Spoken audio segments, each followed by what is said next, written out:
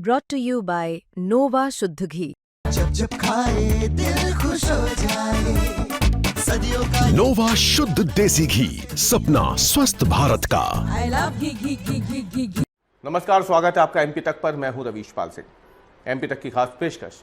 MP files में आज हम बात करने वाले हैं लोकसभा में विपक्ष के नेता राहुल गांधी के प्लान मध्य प्रदेश के बारे में।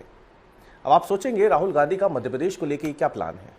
हम उस प्लान की बात नहीं कर रहे हैं जो 8 या 9 नवंबर को देखने को मिल सकता है, जिसमें ये उम्मीद जताई जा रही है कि कांग्रेस का पचमढ़ी में जो शिविर चल रहा है, प्रशिक्षण शिविर, उसमें शायद राहुल गांधी और मल्लिकार्जुन खड़गे आए, लेकिन हम उसकी बात नहीं कर रहे हैं। हम बात कर रहे हैं इससे एक बड़े मुद्दे की।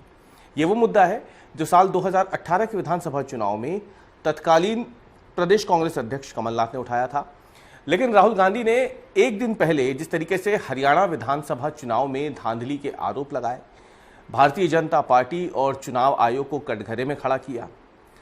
अब हरियाणा के बाद खबर है कि राहुल गांधी का अगला निशाना मध्य प्रदेश का विधानसभा चुनाव जो साल 2023 में हुआ था वो है। अब राहुल गांधी इस रिसर्च में जुट गए हैं कि जिस तरीके की वोट चोरी के आरोप हरियाणा विधानसभा चुनाव में लग रहे हैं, क्या मध्य प्रदेश में भी वोट चोरी हुए हैं। उनके निशाने पर इसलिए भी मध्य प्रदेश है क्योंकि साल 2018 में भारतीय जनता पार्टी बहुमत में नहीं आती है। बहुमत खैर कांग्रेस के पास भी नहीं था, लेकिन कांग्रेस ने तब जो निर्दलीय जीत करके उम्मीदवार आए थे उनके साथ मिलकर सरकार बनाई। 15 महीने ही सरकार चली, वो सरकार मार्च 2020 में गिर गई।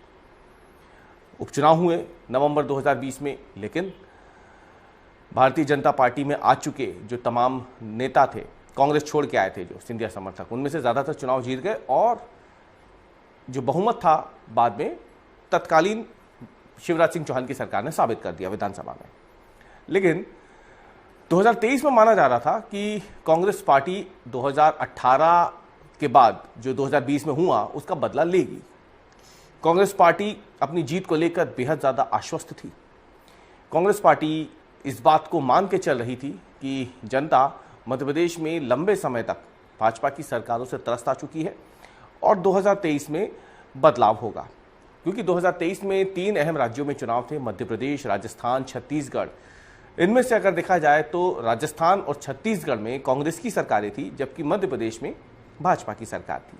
2018 में तीनों जगह कांग्रेस की सरकार बनी थी, लेकिन 2023 के विधानसभा चुनाव आते हैं और क्लीन स्वीप कर देती है भारतीय जनता पार्टी।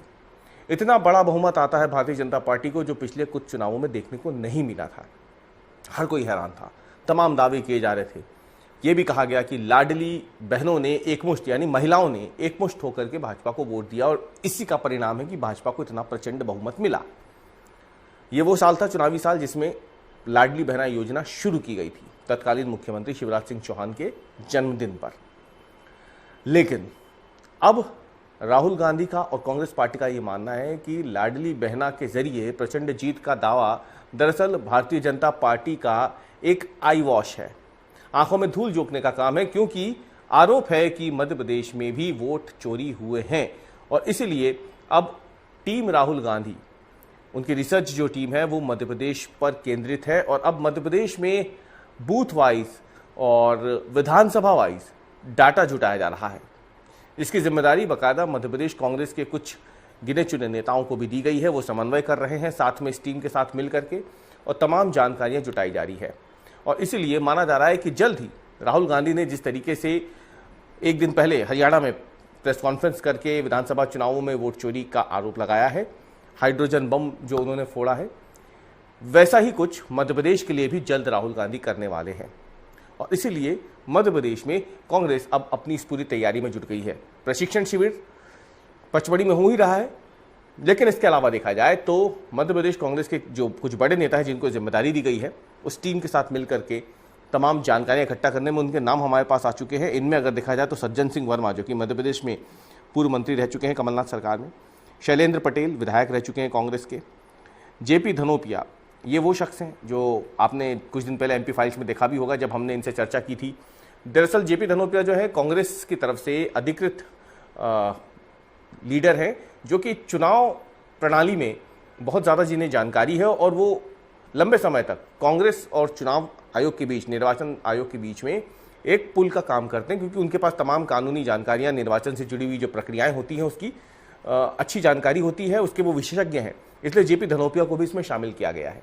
अब ये 3 जो लोग हैं, ये मिल करके जो टीम है उनके साथ जो कनेक्ट सेंटर एक टीम काम करेगी, जो इसमें चुनावी अनियमितताएं जो हो रही हैं, जैसा कि आरोप कांग्रेस पार्टी ने लगाया है, उसे मिला करके ये देखने की कोशिश करेगी कि मध्य प्रदेश में कहां कहां वोट चोरी हुए हैं। जो जानकारी हमारे पास आई है उसमें है कि पहले कांग्रेस ने मध्य प्रदेश में कई सीटों पर ईवीएम में गड़बड़ी के आरोप लगाए थे, लेकिन उसका कोई ठोस सबूत वो पेश नहीं कर पाई थी। अब कांग्रेस पार्टी हर विधानसभा में बूथ स्तर पर जाके एक नया डेटा इकट्ठा कर रही है और वो ये जानना चाह रही है इन डेटा को इकट्ठा करके कि किस जगह पर कितने वोटर, एक से ज़्यादा वोटर हैं। जैसे कि हरियाणा में बताया गया कि एक ही नाम की महिला ने कई जगहों पर वोट डाला है। कमोबेश वैसी ही तैयारी मध्य प्रदेश में भी होगी। जो जानकारी हमारे पास आई है उसके मुताबिक राहुल गांधी दरअसल इसके जरिए चुनाव आयोग पर एक दबाव बनाने की प्रक्रिया पर काम कर रहे हैं, ताकि चुनाव आयोग पर दबाव बने कि ईवीएम से हट करके बैलेट पेपर पर चुनाव अब शुरू हो। अब ये जो टीम है, जो राहुल गांधी की टीम है जो पूरा काम कर रही है, इसमें जो मैंने आपको नाम गिनाया मध्य प्रदेश कांग्रेस के 3 नाम, सज्जन वर्मा, शैलेंद्र पटेल, जेपी धनोपिया, इनके अलावा एक आईटी एक्सपर्ट्स की पूरी टीम होगी, खासतौर से वकील भी इसमें होंगे। और ये टीम जो है अपना काम बूथ स्तर पर शुरू करेगी, जिसमें डेटा किस बूथ पर कितना मतदान का प्रतिशत हुआ था, ईवीएम और वीवीपैट के मिलान को लेकर के क्या रिपोर्ट्स मिली, क्या शिकायतें आई थी चुनाव के समय, कौन कौन से गवाह उस समय सामने आए थे जिन्होंने बताया था कि उनका वोट पहले डल गया या फिर उनका वोट कट गया। इस रिसर्च के आधार पे ही एक मिनट टू मिनट डेटा जो है कांग्रेस पार्टी तैयार कर रही है। उसमें यह भी पता किया जा रहा है कि किस सीट पर कांग्रेस हमेशा जीतती आई थी और वहां पे अचानक से इस बार बीजेपी जीत गई, यानी 2023 में जीत गई। और ये पूरा डेटा जो है जल्द ही राहुल गांधी को सौंप दिया जाएगा और इसके बाद ही राहुल गांधी कांग्रेस के अधिकृत प्रेस कॉन्फ्रेंस के रूप में इस पूरे मामले को सामने रखेंगे।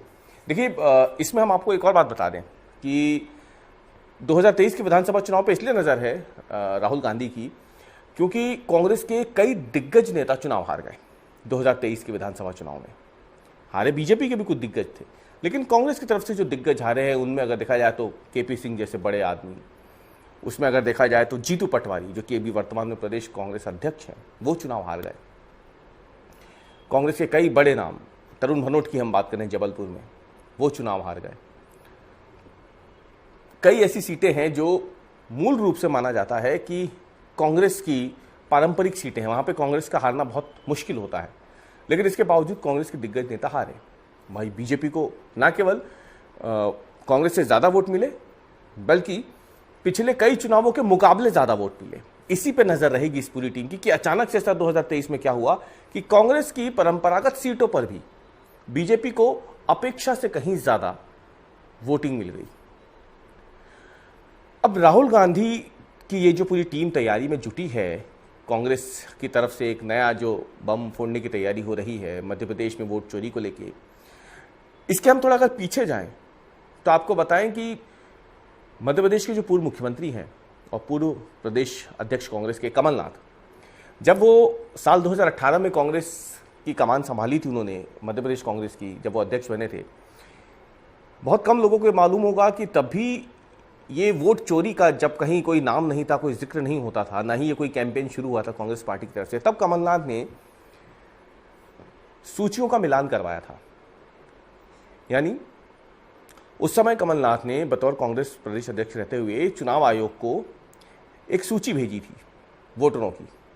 उस सूची में कमलनाथ ने यह बताया था कि तकरीबन 9,664 ऐसी एंट्री हैं अलग अलग विधानसभाओं में, जिसमें कई सारी रिपीट प्रविष्टियां हैं। 8,278 इंटर एसी यानी एक ही कॉन्स्टिट्यूएंसी के अंदर रिपीट प्रविष्टियां थी और करीब 2,37,234 संदिग्ध तस्वीरें थी। और ये तमाम जानकारी कमलनाथ ने तब चुनाव आयोग को कांग्रेस के अधिकृत प्लेटफॉर्म की तरफ से भेजी थी। समान प्रविष्टियां होने के साथ ही एक ही व्यक्ति का नाम अलग अलग विधानसभाओं में या अलग अलग मतदान केंद्रों में पाया गया था। यह उस समय कमलनाथ ने डाटा निकलवाया था। एक ही जैसे फोटो वाली एंट्री, यानी एक ही व्यक्ति की तस्वीरें अलग अलग स्थानों पर मौजूद थी। जैसे कि हरियाणा में राहुल गांधी ने बताया कि ब्राजील की जो मॉडल है उनके एक ही फोटो कई सारे वोटर आई कार्ड्स में और कई जगहों पर मिली है। वही स्थिति मध्य प्रदेश में 2018 में दावा है कांग्रेस का, कमलनाथ का, कि उन्होंने पकड़ी थी।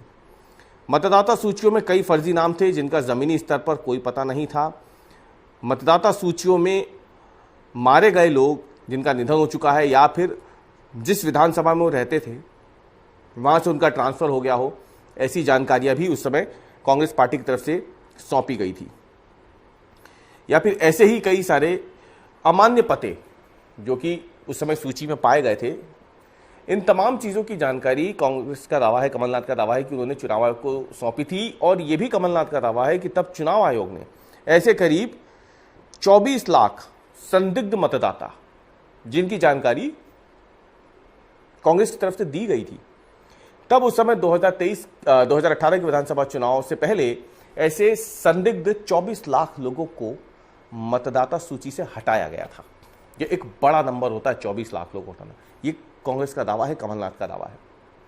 और अगर ये दावा सच है तो फिर जाहिर सी बात है राहुल गांधी जो तैयारी में जुटे हुए हैं, कहीं ना कहीं इस बात का जिक्र उसमें ज़रूर आएगा कि 2018 में जो कुछ हुआ क्या वैसा ही साल 2023 में भी हुआ था?